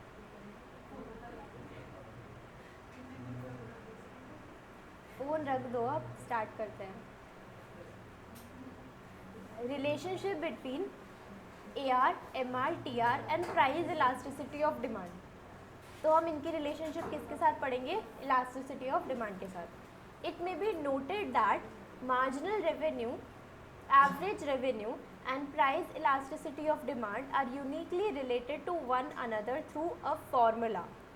अब ये फॉर्मूला कहाँ से निकल के आया? डेरिवेशन नहीं है सिलेबस में, ठीक है? वैसे इसका डेरिवेशन होता है। MR is equal to AR multiply elasticity of demand -1 divided by elasticity of demand. तो हम इस फॉर्मूला के थ्रू हम इनके बीच इनके बीच इलास्टिसिटी ऑफ डिमांड के साथ क्या रिलेशनशिप है वो फाइंड आउट कर सकते हैं इस फॉर्मूला के थ्रू। देखो अब ये जो दे दिया लास्ट में, इसको अभी रहने देते हैं। सबसे पहले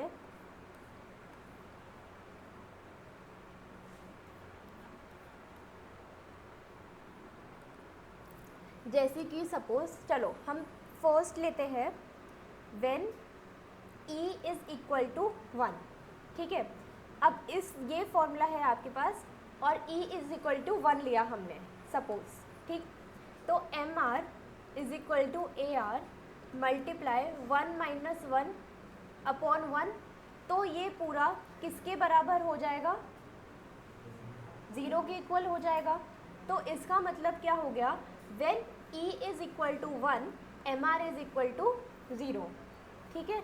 तो फर्स्ट हमारे पास आ गया, इफ़ E इक्वल टू 1 तो MR किसके बराबर है? 0 के बराबर है। सर ने देखा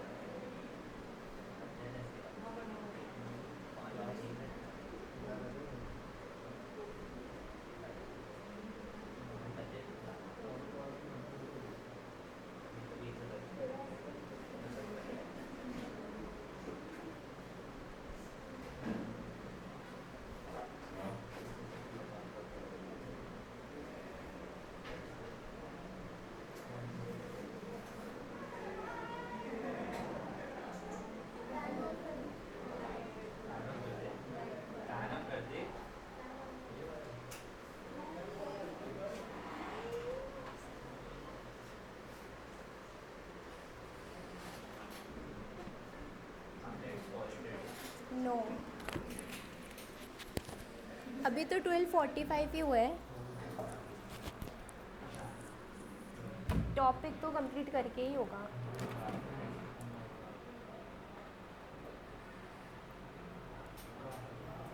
ठीक है, तो जब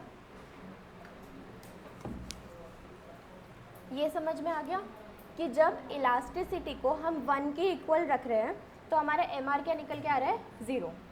अब अगर इफ़ इलास्टिसिटी को हम मोर देन 1 रखें, मोर देन 1 मतलब हो सकता है 1.5, तो जब हम 1.5 इसको रखेंगे, 1.5 1.5, तो ये क्या हो जाएगा, 0.5 डिवाइडेड बाय 1.5। तो अभी हमें इसकी वैल्यू नहीं पता, लेकिन हम इसको सॉल्व करेंगे तो हमारा आंसर पॉजिटिव में आएगा, है ना। या फिर जब हम इसको लेस देन 1 अगर रखें, तो अगर 0.5 ले लेते हैं तो 0.5 माइनस 1 अपॉन 1.5, तो ये नेगेटिव में पहुंच जाएगा। तो इसलिए ये आपका कंक्लूजन निकल के आ गया। इस पर आपके MCQs आ सकते हैं क्या, when elasticity is equal to 1 तब MR इज इक्वल टू 0, जब मोर देन 1 तो पॉजिटिव, लेस देन 1 तो negative. In a straight line downward falling demand curve, we know that coefficient of price elasticity at a middle point is equal to 1. देखो, अब ये diagram है हमारे पास, तो यहाँ पर हमारे पास E is equal to 1। आपको याद है हमने जब इलास्टिसिटी का टॉपिक किया था पहले, तब वहाँ पर एक मेथड पढ़ा था सेगमेंट वाला, है ना। तो उसके अंदर हमारे पास फॉर्मूला था upper segment upon lower segment, ठीक है। तो उस फॉर्मूला के बेसिस पे हम ये निकाल सकते थे कि हमें पता नहीं है कितने कितनी वैल्यू, लेकिन जब हम सेगमेंट्स को डिवाइड करेंगे, अपर सेगमेंट लोअर सेगमेंट को डिवाइड करेंगे, तो हमें पता लग पाता था कि इलास्टिसिटी है क्या, इक्वल टू 1, मोर देन 1 और लेस देन 1, है ना। हमें अमाउंट का पता नहीं लग पाता था, लेकिन हम ये फाइंड आउट कर पाते थे उस फॉर्मूला से। तो यहाँ पर भी वही है सेम, कि in a straight line downward falling demand curve we know that the coefficient of price of elasticity at a middle point is equal to 1, क्योंकि ये वाला एरिया और ये वाला एरिया एक दूसरे के इक्वल है ना। एक सेकेंड, हाँ, ये वाला एरिया और ये वाला एरिया एक दूसरे के इक्वल है, इसलिए हमारी इलास्टिसिटी क्या निकल के आती है, 1।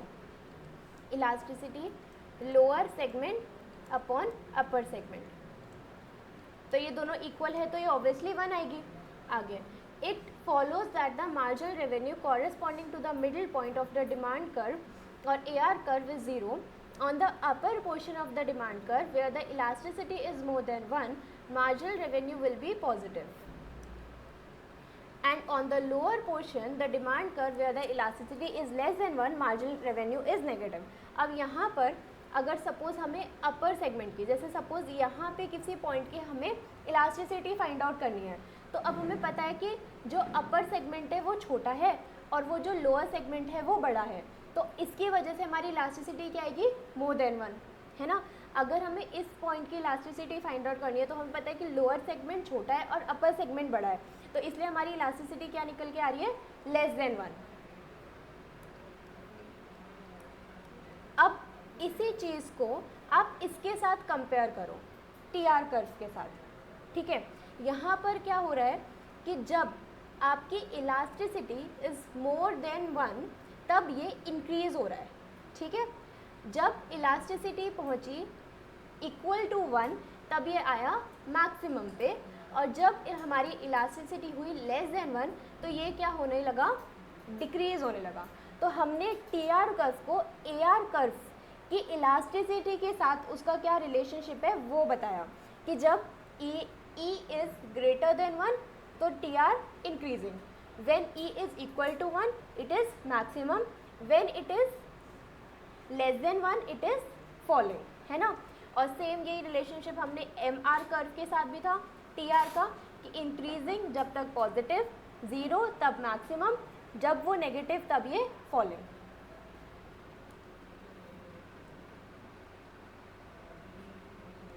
तो इस वाले पैराग्राफ को आप रीड कर सकते हो, क्योंकि इसमें सेम बात को यही ON OH करके बस नाम के थ्रू बस एक्सप्लेन किया है, कुछ एक्स्ट्रा नहीं बोला इसके अंदर, ठीक है।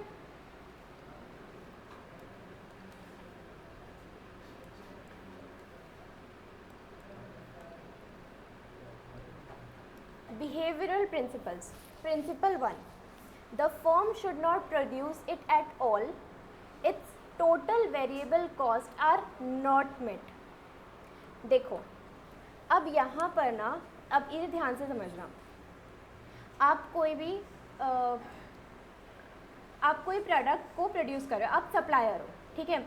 आप अगर सप्लायर हो तो आपको इतना भी प्रॉफिट नहीं मिल रहा है कि आपकी वेरिएबल कॉस्ट भी कवर ना हो पाए, तो क्या आप प्रोड्यूस करना चाहोगे?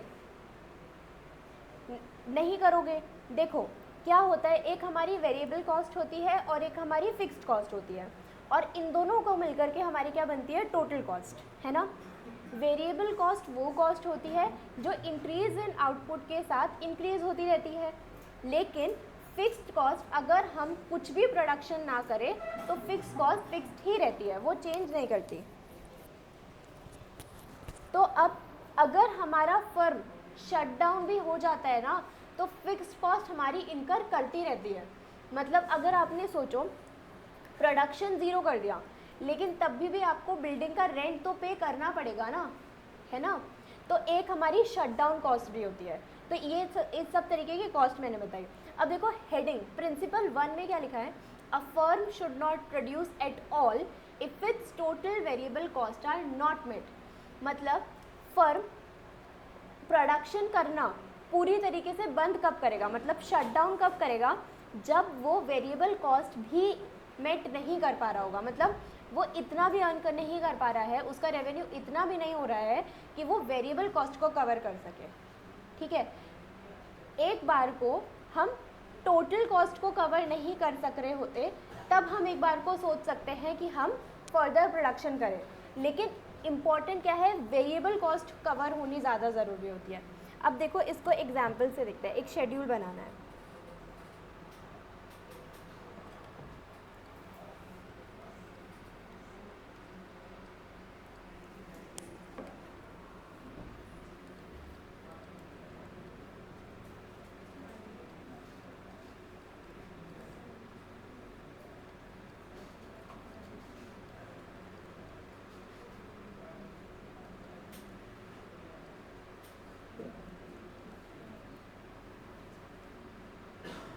ठीक है।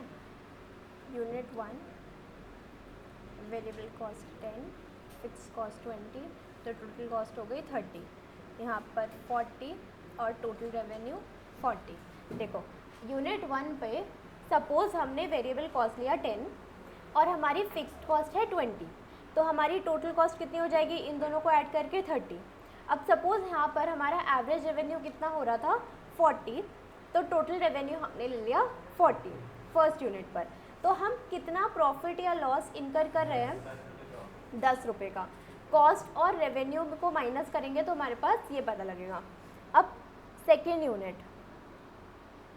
Unit variable cost is 20, fixed cost same रहेगी 20, ये हो गया 40। एवरेज कॉस्ट हमने कर दिया 30, एवरेज रेवेन्यू। जब हम यूनिट को इंक्रीज़ करते हैं तो रेवेन्यू हमारा कम होता है ना, एवरेज रेवेन्यू हमारा कम होता है, तो एवरेज रेवेन्यू हुआ 30। अब जब एवरेज रेवेन्यू क्या है हमारा? पर यूनिट रेवेन्यू है ना एवरेज रेवेन्यू, तो टोटल रेवेन्यू कितना होगा? 2 यूनिट्स पे 60 होगा, है ना। Average revenue per unit revenue है, तो टोटल रेवेन्यू 30 मल्टीप्लाई बाय 2 60 हो जाएगा। तो अब इस केस में हमने कितना अर्न कर लिया? 20, हमारा प्रॉफिट इंक्रीज हो गया। अब third unit variable cost is 30, fixed cost is 20 और total cost is 60। Average revenue अगर डिक्लाइन होकर 20 हो गया यहाँ पर, तो ये क्या बन गया यहाँ पर? हाँ 50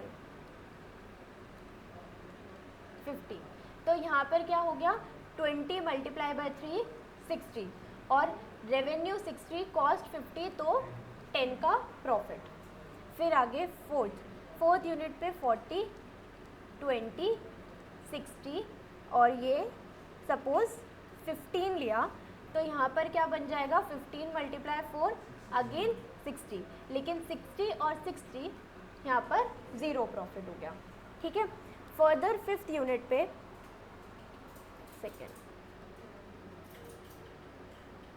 फर्दर फिफ्थ यूनिट पे आपने क्या करा, वेरिएबल कॉस्ट इंक्रीज करा 50, फिक्स्ड कॉस्ट 60, टोटल कॉस्ट 60 70 और एवरेज रेवेन्यू सपोज करो 10, तो ये कितना हो गया 50, तो 50 और ये कितना बन गया माइनस का 20।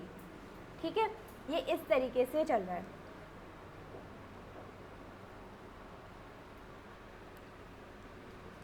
अब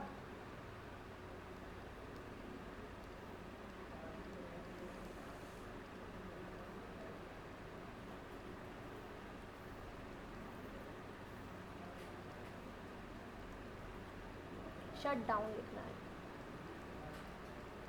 अगर आप कंटिन्यू करोगे तो आपको कितनी कॉस्ट इनकर होगी, और अगर आप शट डाउन कर दोगे तो आपको कितनी कॉस्ट पे करनी पड़ेगी। ठीक है, देखो थर्ड यूनिट तक तो हमारे पास प्रॉफिट्स हो रहे थे, है ना, लेकिन फोर्थ यूनिट पर आपको ज़ीरो, ना प्रॉफिट हुआ ना ही लॉस हुआ, ज़ीरो आया वो आंसर। तो अगर आप कंटिन्यू करोगे इस केस में तो आपका प्रॉफिट या लॉस कितना ही रहेगा, ज़ीरो रहेगा, जितना कि हमने कैलकुलेट करा। लेकिन अगर हम ये सोचें कि हमें कंटिन्यू नहीं करना क्योंकि हमारा प्रॉफिट हो ही नहीं रहा है ना, हमें शट डाउन करना है, तो हमारे पास कॉस्ट इनकर कितनी होगी, हमारे पास शट डाउन कॉस्ट कितनी होगी, जितनी फिक्स कॉस्ट होगी। तो यहाँ पर शट डाउन कॉस्ट कितनी हो जाएगी 20 हो जाएगी, माइनस में नहीं लिखते, 20 हो जाएगी।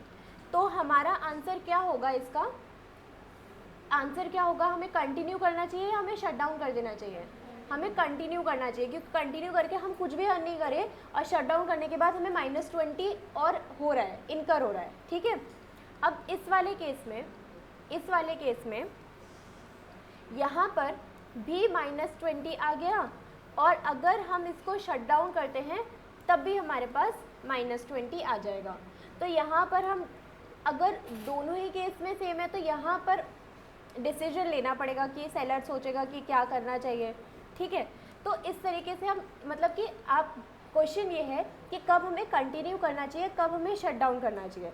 तो अगर हम ज़ीरो भी अर्न कर रहे हैं लेकिन फिर भी हमें shut down cost fix cost वाली देनी पड़ती है, तो उस सिचुएशन पे हमें पता लग गया कि हमें क्या करना पड़ सकता है, हमें कंटिन्यू करना बेटर आंसर होगा उसका, शट डाउन ना करके। ठीक है, अब ना एक फिफ्थ यूनिट और देखनी है हमें।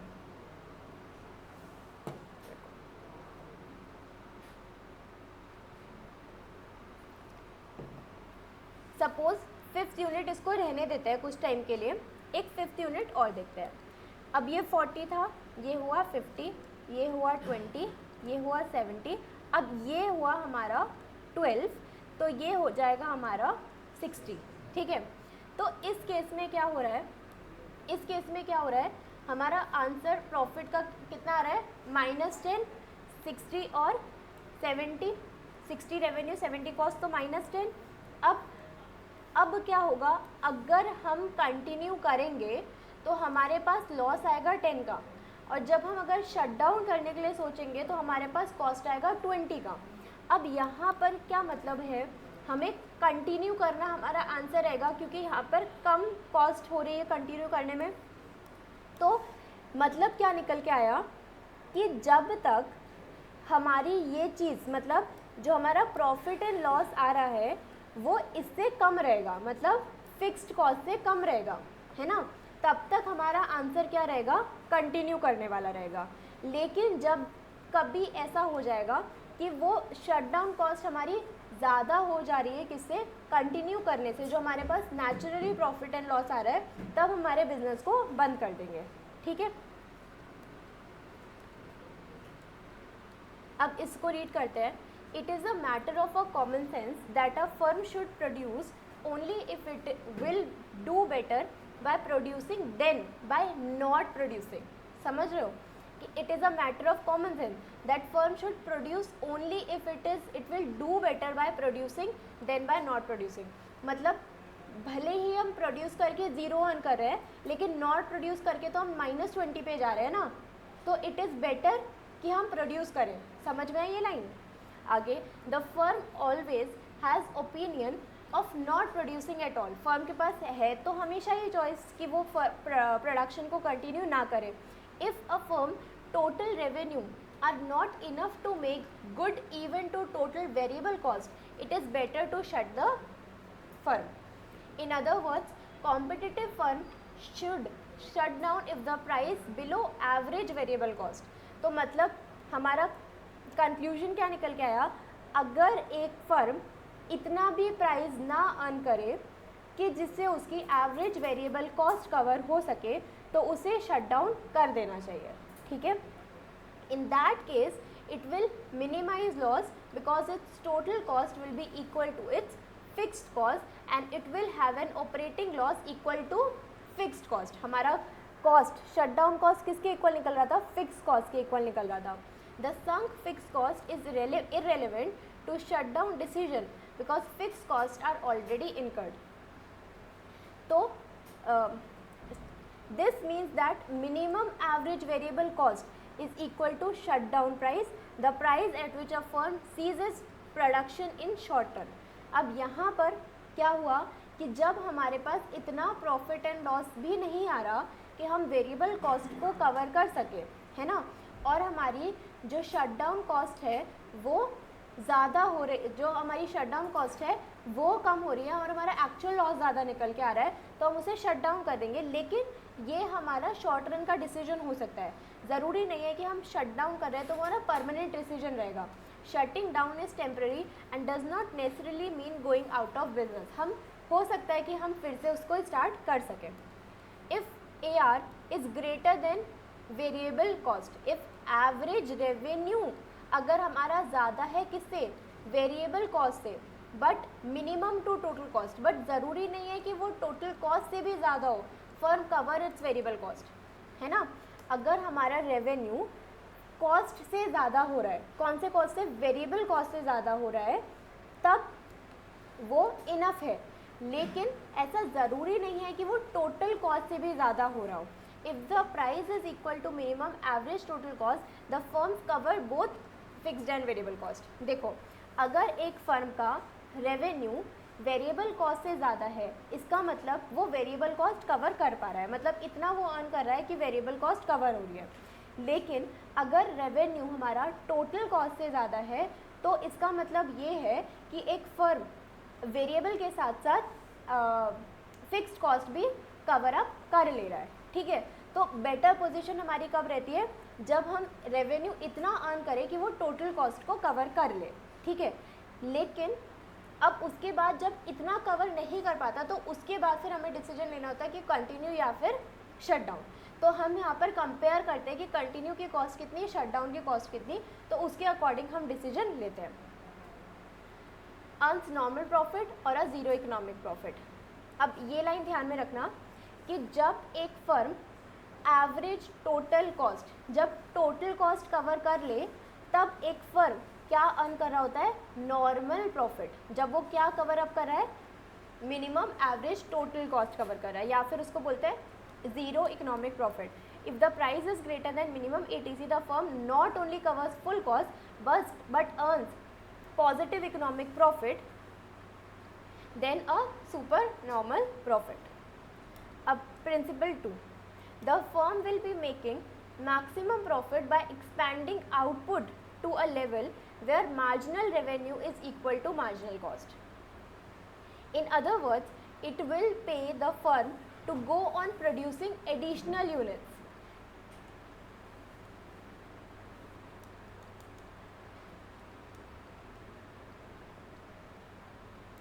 देखो, ये हमारा मार्जिनल रेवेन्यू का कर्व है और ये हमारा मार्जिनल कॉस्ट का कर्व है।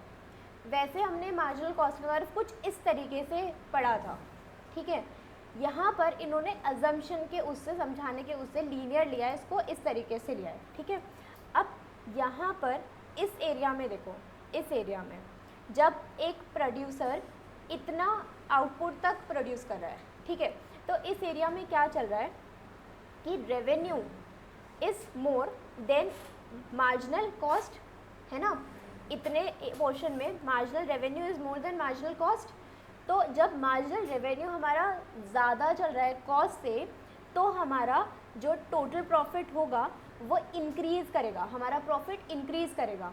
और जब तक वो इंक्रीज़ करेगा, हमारी प्रोडक्शन को स्टॉप नहीं करेंगे ना, हम सोचेंगे कि एक और एडिशनल यूनिट से हम और ज़्यादा प्रॉफिट अर्न करेंगे, एक और एडिशनल यूनिट से हम और ज़्यादा प्रॉफिट अर्न करेंगे। तो जब तक हमारा marginal revenue is more than marginal cost, हमारी प्रोडक्शन चलेगी।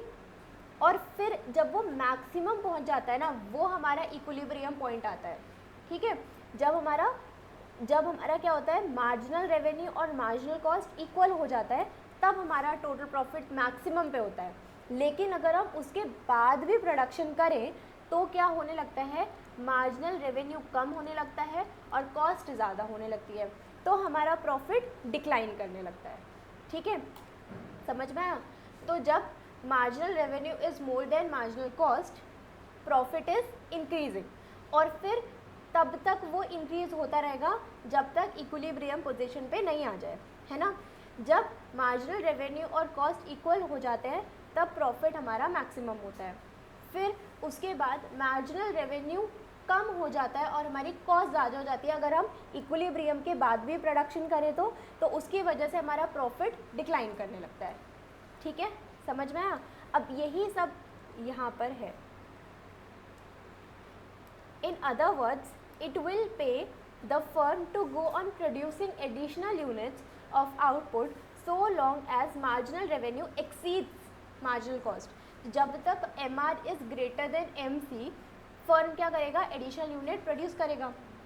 Additional units adds more to revenues than to the cost.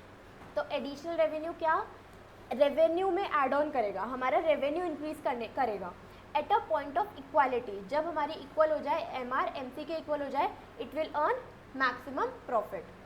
The above principle can be better understood with the help of figure 5। Same चीज़ explain करी है इस paragraph में, OQAC ये सब नाम दे करके बस सेम एक्सप्लेन करा है जो मैंने एक्सप्लेन करा। ठीक है, आपका कंक्लूजन क्या, आपको याद क्या रखना है, MR is greater then MC, profit increasing, equal maximum, MR is less than MC, profit declining.